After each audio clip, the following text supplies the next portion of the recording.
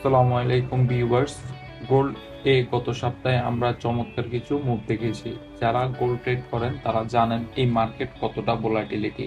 আগামী সপ্তাহে গোল্ড কি নতুন কোনো হাই তৈরি করবে নাকি বড় কোনো ক্র্যাশ অপেক্ষা করছে? আজকের ভিডিওতে আমি আমার পার্সোনাল চার্ট অ্যানালাইসিস এবং নেক্সট উইকের গেম প্ল্যান শেয়ার করব।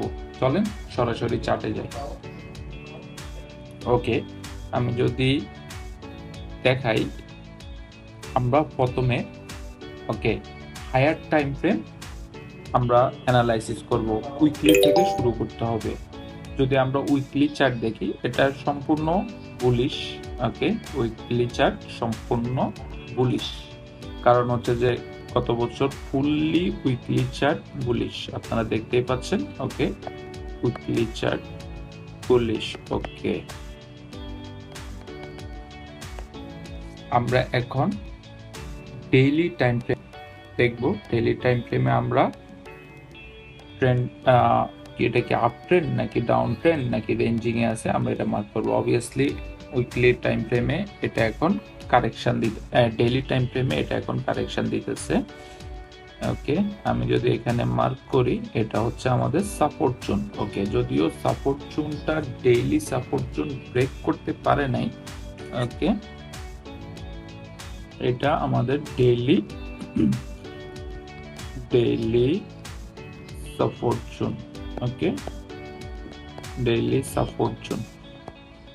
ওকে, প্রাইস কিন্তু এখানে ব্রেক, প্রাইস ডেইলি ক্যান্ডেলটা কিন্তু ক্লোজ হয় নাই ফুললি। এটা কিন্তু হচ্ছে যে কি আপনার ক্লোজ হয়েছে যে সাপোর্টের উপরে। ওকে, তার মানে হচ্ছে যে কি প্রাইস একটা পসিবিলিটিস আছে যে প্রাইস উপরে যাওয়ার। ওকে, যদি আমরা এইভাবে ডেইলি চার্টটা মার্ক করি, ওকে, আমরা যদি এখানে, ওকে, এটা হচ্ছে যে আমার লো, হাই, হাই আর লো, যদি আমরা এটা মার্ক করি।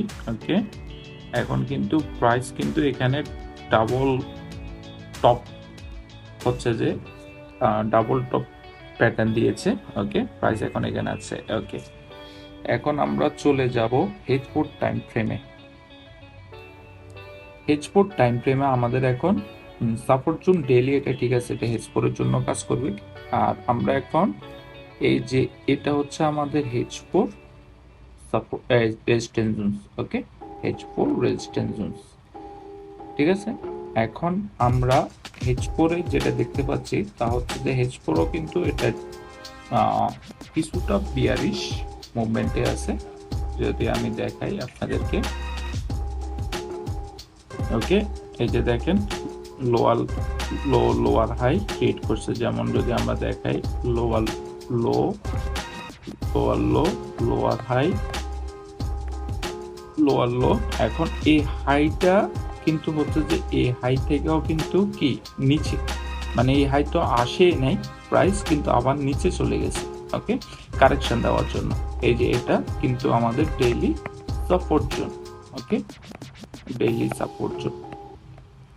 ওকে, এখন আমাদেরকে দেখতে হবে H4 support zone, H4 time ফ্রেমে প্রাইস কি এখানে আসে, কি এখান পর্যন্ত আসি, প্রাইস কি ক্লোজ হয় এখানে, নাকি প্রাইস ঠিক আবার এখান থেকে আসি প্রাইস আবার নিচে যায়।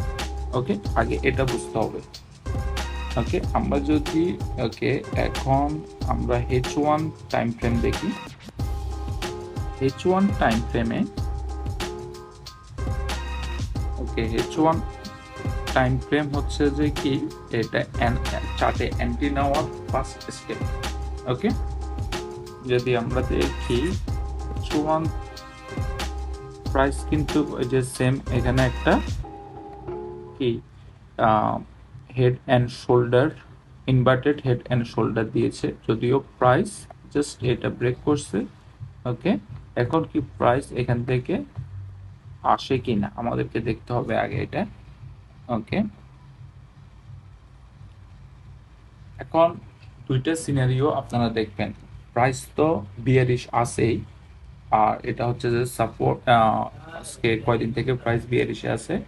এখন আমরা জুন 1 মার্ক করছি সাপোর্টে। যদি গোল্ড এই লেভেলে আবার ফিরে আসে বা আবার কোনো রিজেকশন দেয়, তবে এখান থেকে বাই পজিশনে কিন্তু লং বাই পজিশনে আপনি খুঁজবেন। আর যদি প্রাইস এই ডেইলি সাপোর্টটা ব্রেক করে, তাহলে তো হচ্ছে যে কি কন্টিনিউয়াস সেলে দেওয়াটাই বেটার। ওকে, এবার আমরা আসি M30 চার্টে।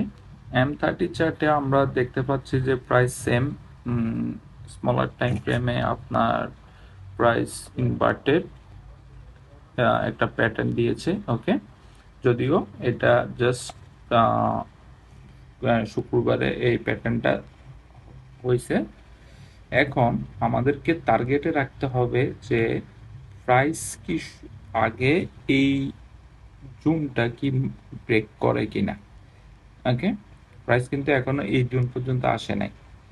ঠিক আছে, গোল্ড মার্কেট খুবই ভোলাটিলিটি, এটা আমরা সবাই জানি। ইভেন এখানকার একটা ক্যান্ডেল 1 মিনিটের একটা ক্যান্ডেল 50 থেকে 50 পিপস, সর্বোচ্চ 50 পিপস হচ্ছে যে কি 1 মিনিট একটা ক্যান্ডেল মুভ করে। সো এই ক্ষেত্রে আপনারা আগে গোল্ড চার্টটা ভালোভাবে অ্যানালাইসিস করবেন। যারা এসএমসি ফলো করেন তারা দেখবেন ইকুয়াল হাই আছে কিনা ঠিক মতো, বা মূলত লিকুইডিটি হিসেবে কাজ করবে। মার্কেট সম্ভবত এই হাইগুলো সুইপ করে, যে প্রাইস হয়তো যদি যেমন লিকুইডিটি হয়তো এখান থেকে প্রাইস 80, আবার হয়তো প্রাইস এখান পর্যন্ত 80, প্রাইস হয়তো আবার এখানে আসতেও পারে। ওকে, সো এক্ষেত্রে আপনাদেরকে আগে পুরো মার্কেটে আগে সপ্তাহ সোমবারে ভালোভাবে দেখবেন। দেখার পরে হয়তো মঙ্গলবারে আপনারা ডেইলি চার্টে নিতে পারেন, গোল্ড চার্টে। ওকে, সো আমার এক্ষেত্রে হচ্ছে যে কি প্রাইস আরেকবার হয়তো এই ডেইলি সাপোর্টে আসবে, তারপরে যে হয়তো প্রাইস লং পজিশনে যাইতে পারে। ওকে, আর যদি প্রাইস ডেইলি সাপোর্টটা ব্রেক করে তো প্রাইস আরো নিচে যাবে। ওকে, এবার আমাদের আগামী সপ্তাহে কিন্তু অনেকগুলো ইম্পর্টেন্ট নিউজ আছে। তার মধ্যে হচ্ছে যে সবচেয়ে বড় নিউজ ইভেন্ট হচ্ছে যে কি এনএফপি নিউজ। ওকে, আপনারা অবশ্যই টেকনিক্যাল অ্যানালাইসিস সাথে সাথে ফান্ডামেন্টাল অ্যানালাইসিস ও নিউজগুলো দেখবেন। বিশেষ করে ইউএসডি এর ডেটাগুলোকে অনেক বেশি মুভ করে, তাই নিউজের সময় আমার মতে ট্রেড না নেওয়াই বেটার। ওকে, মনে রাখবেন গোল্ডের এক মুহূর্তের অসতর্কতা আপনার পুরো অ্যাকাউন্ট জিরো করে দিতে পারে। ওকে, ওকে, এই ছিল গোল্ড নিয়ে আমার আগামী সপ্তাহের প্রেডিকশন। এটি কোনো ফিনান্সিয়াল অ্যাডভাইস নয়, শুধুমাত্র আমার ব্যক্তিগত মতামত। আপনারা গোল্ড অ্যানালাইসিস কি বলছে, মার্কেট কি উপরে যাবে না নিচে যাবে, কমেন্টে অবশ্যই জানাবেন। আর ভিডিওটি ভালো লাগলে লাইক দিন।